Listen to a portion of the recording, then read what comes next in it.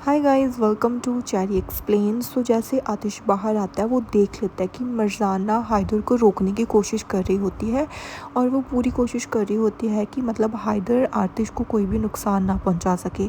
तो ना मतलब मरजान को इस हालात में देखकर ना आतिश वहाँ से भाग कर आ रहा होता है। तभी हाइदर को पता चल जाता है तो वो टारगेट ना हाइदर मतलब आतिश की तरफ करने लगता है। तो मरजान फिर हाइदर को ऐसे पकड़ लेती है और तभी जैसे वो उसे पकड़ती है ना तो मतलब हाइदर वहाँ से भागने की कोशिश करता है और सीधा उसकी तरफ टारगेट करता है। तो मतलब मरजान उसको पकड़ने की कोशिश करती है तो हाइदर उसको धक्का देता है और मरजाना नीचे गिर जाती है और आतिश पीछे से आवाज़ें लगाता आ रहा होता है, हाइदर हाइदर। पर हाइदर वहाँ से भाग जाता है और मतलब आतिश ना भाग कर मरजान को उठाता है और पूछता है कि क्या तुम ठीक हो। और मिर्ज़ान कहती है कि हाँ हाँ मैं ठीक हूँ। वो बोलता है कि तुम्हें चोट तो नहीं लगी। वो बोलती है कि नहीं नहीं भाई, उसको चोट नहीं लगी है, जाकर पहले हाइदर को तो पकड़ ले, अभी फिर यहाँ पर रोमांस बाद में कर लेना। फिर उसके बाद वो बोलती है कि मैं ठीक हूँ, क्या तुम ठीक हो। वो बोलता है कि हाँ हाँ मैं भी ठीक हूँ, तुम मेरी टेंशन मत लो, मैं ठीक हूँ। तो फिर ना मतलब मरजान ना ऐसे रोने लग जाती है वहीं पर खड़ी। तो वो ना मतलब आतिश मरजान को फिर चुप करवाने लग जाता है। तभी ना ये शोर शराबा सुनकर ना सब लोग वहाँ पर आ जाते हैं, जैसे जमाल वगैरह सब लोग वहाँ पर आ जाते हैं। तो जैसे जमाल और वो गार्ड्स वगैरह वहाँ पर आते हैं ना तो मतलब आतिश ना उन पर गुस्सा करने लग जाता है कि क्या तुम लोग सो रहे थे क्या, हाइदर यहाँ पर तुम्हारे नाक के नीचे से निकल गया और तुम यहाँ पर क्या कर रहे थे, जाओ उसके पीछे जाओ। और इतना सुनते ही ना मतलब जमाल सबको बोलता है कि चलो चलो भागो भागो। और वो सब गार्ड्स और जमाल सब लोग उसके पीछे ऐसे भागने लग जाते हैं और मतलब अभी आतिश मरजान के पास ही खड़ा होता है और मरजान को ना हक कर लेता है।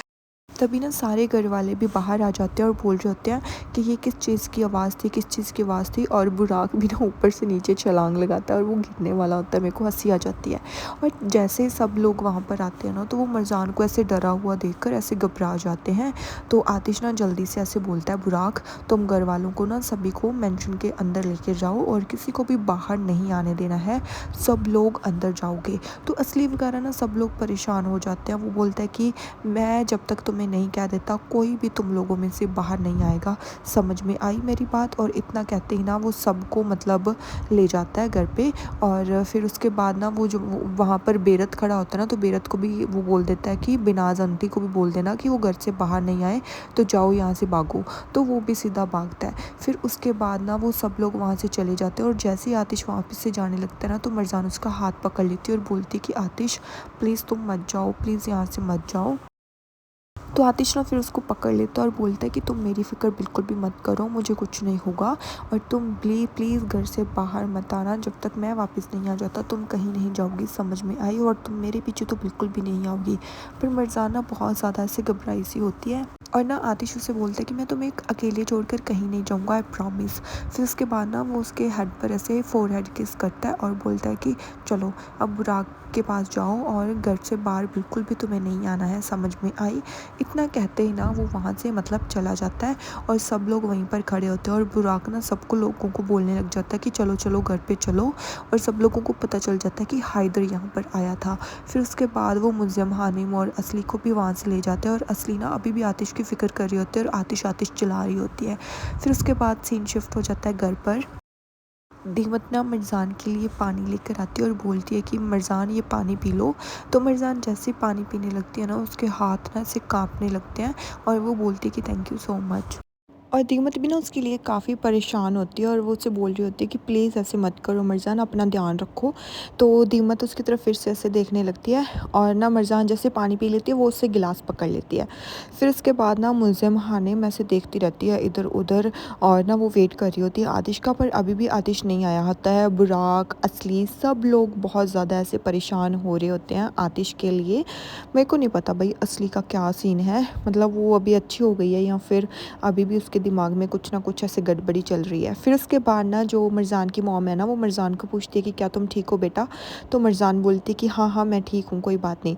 तभी ना मुल्ज़िम हानी वहाँ पर आ जाती है और बोलती है कि मिस नरमीन। तो नरमीन ना उसकी तरफ ऐसे देखती है तो वो बोलती है कि तुम्हें पता था क्या तुम्हारा हस्बैंड आएगा और तुम्हारा हस्बैंड यहाँ पर ये सब करेगा। तो ना नरमीन उसकी तरफ ऐसे हैरानी से देखने लगती है और वो बोलती है कि ओ भगवान प्लीज़ मुझे सब्र बख्श, प्लीज़ सब्र बख्श।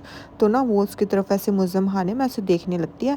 तो वो बोलती है कि मेरे को कैसे पता होगा, हाँ और ये तुम क्या बोल रही हो और यहाँ पर मेरे सर पर आकर क्या खड़ी हो गई हो, और वैसे में मेरा दिमाग ऑलरेडी बहुत ज़्यादा ख़राब हो चुका है, तो प्लीज़ अब मैं तुम्हारे ये नॉनसेंस से बिल्कुल भी डील नहीं कर सकती, तो ये बकवास ना अपनी बंद ही रखो तो अच्छी बात है।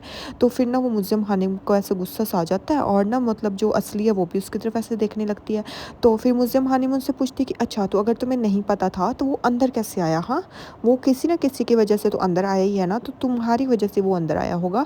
उसको कैसे पता कि कहाँ से वो अंदर आना है? वो बोलती कि वो उसी का घर था, उसको वो तो पता ही होगा ना वो कैसे अंदर आया। तो मुल्ज़िम हानिम उसकी तरफ ऐसे देखने लगता है। वो बोलती है कि अच्छा, तो चलो फिर वो भाग कैसे गया? तो वो मरज़ान की तरफ ऐसे बोल कर देखती है, बोलती है कि तुमने उसको रोका क्यों नहीं? हाँ। तो जैसे बुराक आता है ना वहाँ पर, तो बुराक ना मुल्ज़िम हानिम को ऐसे रोकने लगता है। वो बोलता है कि मुल्ज़िम हानिम प्लीज़ बस करें।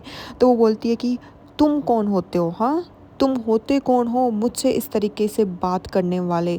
तुम मुझसे इस तरीके से बात नहीं कर सकते। बुराक समझ में आई और बुराक बेचारा ना वहीं पर चुप हो जाता है और मुल्ज़िम हानिम ऐसे गुस्से में उसकी तरफ ऐसे देखने लगती है। तो फिर तभी ना मतलब मरज़ान ऐसे बोलते कि चुप हो जाइए, प्लीज़ चुप हो जाइए, और ये जो आप ये सब कर रही हैं ना, इसके लिए ये सही टाइम नहीं है, आपको इसलिए चुप करना ही होगा। आतिश बाहर गया है और उसकी जान को कुछ भी हो सकता है, तो आप प्लीज़ अब चुप कर जाइए, प्लीज़ प्लीज़ चुप हो जाइए। तो वो उसकी तरफ फिर से ऐसे देखने लगती है और ना वो रोने लगती है। तो तभी असली खड़ी हो जाती है पीछे से और ना वो वहाँ पर आती है, अपनी माँ को पकड़ लेती है और बोलती है कि मॉम प्लीज़ सिट डाउन, आइए और वहाँ पर बैठ जाइए। तो उसकी मॉम कुछ नहीं बोलती, असली बस उसको पकड़ती है और वहाँ पर ना बिठा लेती है। और सब लोग ऐसे बहुत ज़्यादा ऐसे परेशान से हो रहे होते हैं आतिश के लिए, और मरजान से तो बिल्कुल भी सब्र नहीं हो रहा होता और उसको ना ऐसे फ़िक्र हो रही होती है कि कहीं आतिश को ना कुछ हो ना जाए। तो फिर वो उसकी तरफ ऐसे देखने लगती है।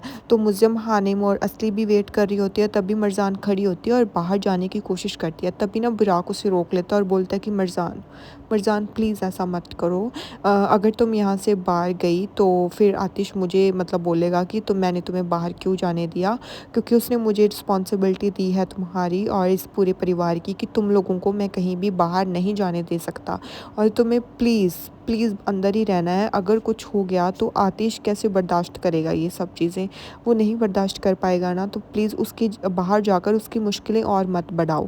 तो ना मरजान फिर उसकी तरफ ऐसे देखने लगती है और वहीं पर चुप होकर खड़ी हो जाती है। फिर हमें दिखाया जाता है आतिश, जमाल और उसके गार्ड्स सारे ना वहाँ पर आ रहे होते हैं। भाई मेरे को ये नहीं समझ आ रही भी, इतनी सिक्योरिटी देते हुए भी हाइदर भाग कैसे सकता है? कुछ भी मतलब क्या ही सिक्योरिटी है फिर इनकी। फिर ना मतलब वो आतिश ना उनको डांट रहा होता है कि कहीं भी हाइदर छुप जाए, तुम लोगों को ना उसको ढूंढना ही होगा, कैसे भी ढूंढो तुम लोगों को उनको ढूंढना ही होगा।